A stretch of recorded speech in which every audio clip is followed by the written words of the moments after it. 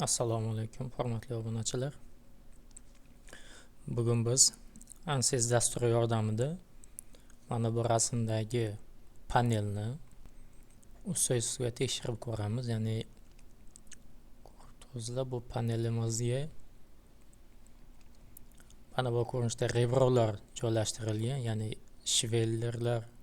Mana yuqoridan ko'rsak, shvellerlar kasenka yordamida mahkamlangan. Bu kasenka shvellerlarni maqsadi yuqoridagi mana bu chertojdagi panelni ustma-ust, ya'ni patera ustma-ust dedi, o'zini holatini o'zgartirishni saqlab turish, issiqlik yoki nagrozka ta'sirida. Biz hozir ikki xil analiz qilib ko'ramiz. Mana bu shvellerlar bilan birgalikda va shvellerlarsiz, mana bu rebro jo'tkisilarsiz panelimiz qanaqa holatda egiladi yoki deformatsiyalanadi, o'shani ko'ramiz. Mana tayyor panelim 8 listdan qilingan panel. Bu panelni hozir mustahkamlikka tekshirib ko'raman. Bu uchun static structure ochib olganman. Model analizda qilib ko'raman. Demak, model bo'limini ochib olaman.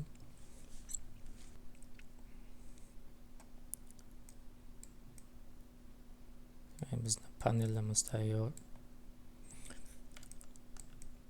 Men faqat xususiy og'irligini hisobga olaman. Hech qanaqa tashqi bosimlarni, tashqi kuchlarni e'tiborga olmayman. Mesh bo'limidan sizing bo'limini tanlaymiz. O'lchamini 50 mm dan bo'lib chiqaman.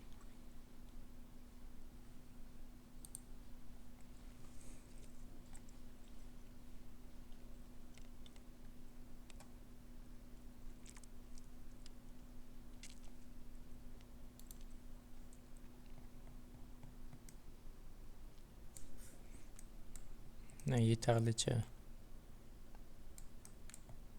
elementlarga ajratib chiqdim.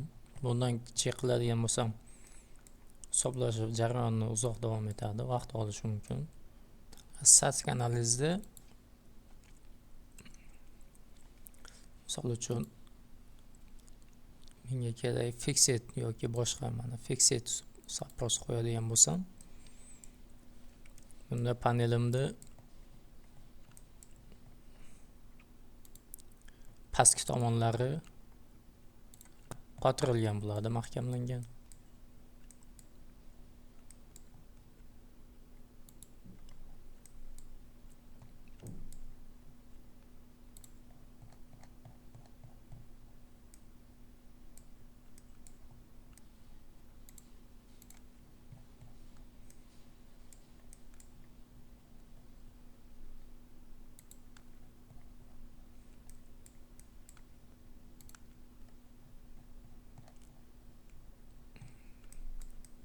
Va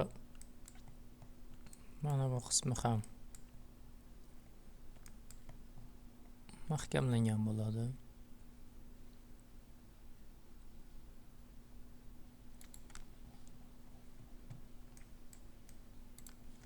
Hamma yon tomonlarini fixed bilan mahkamlab chiqaman. Endi xususiy og'irligini beraman. Demak, bizda yo'nalishi X o'qi bo'yicha pastga yo'nalgan.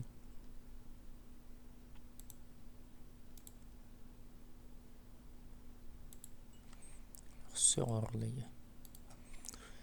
Bizga kerakda umumiy deformatsiyasi kerak bo'ladi. Hozircha kuchlanishi kerak yo'q menga.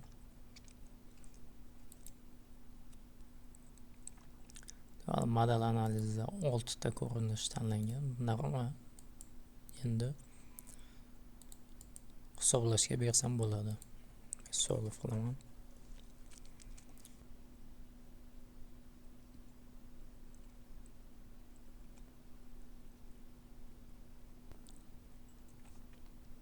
Model analizida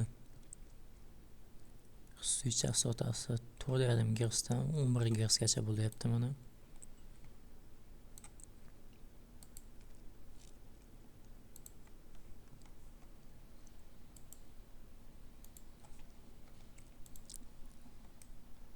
bu birinchi chastotasi.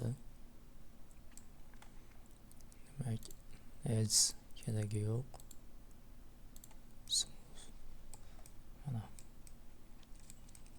birinchi holatda panelim qanaqa o'chishini yo'qotishi mumkin. Demak, bunda ko'rib turibsizki, o'rta qismida o'chishsiz yo'qolyapti. O'rta qismiga o'tishi mumkin ekan. 2 millimetrgacha o'zini xususiy chastotasini evaziga. Demak, 2 millimetrgacha panelimiz egilyapti. Ikkinchisida yon tomonlarini yo'qotilishi.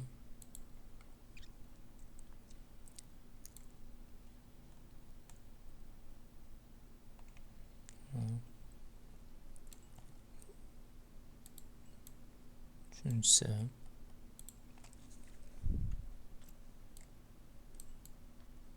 demak, men bu yon tomoni kaltaroq bo'lgan hisobiga asosiy deformatsiya o'rta qismida yuzaga kelyapti bizda.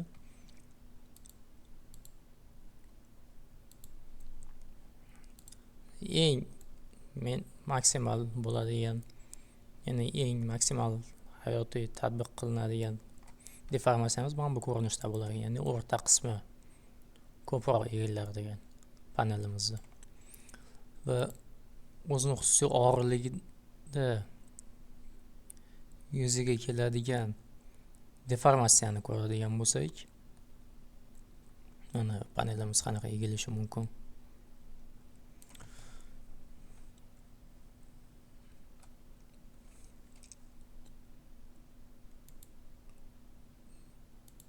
Taxminan mana bu ko'rinishda. Mana panelimda shundan o'zini listi. Demak, 0,000 taxminan hech qanaqa katta deformatsiya bo'lmaydi. O'zini xususiy og'irligi ta'sirida, lekin keyinchalik bunga yuklama tushadigan bo'lsa, mana shu qismlarda ko'proq agressiya hosil bo'lar ekan, kuchlanish. Bu hech qanaqa qattiqlik rebrolarsiz, shvellerlarsiz, hech qanaqa qattiqlikni ta'minlab turadigan qo'shimcha tayanchlarsiz mana shunaqa ko'rinishda deformatsiya hosil bo'lar ekan. Endi keyingi etapda biz shvellerlar bilan birgalikda ko'ramiz. Qattiqlik tayanchlari bilan birgalikda.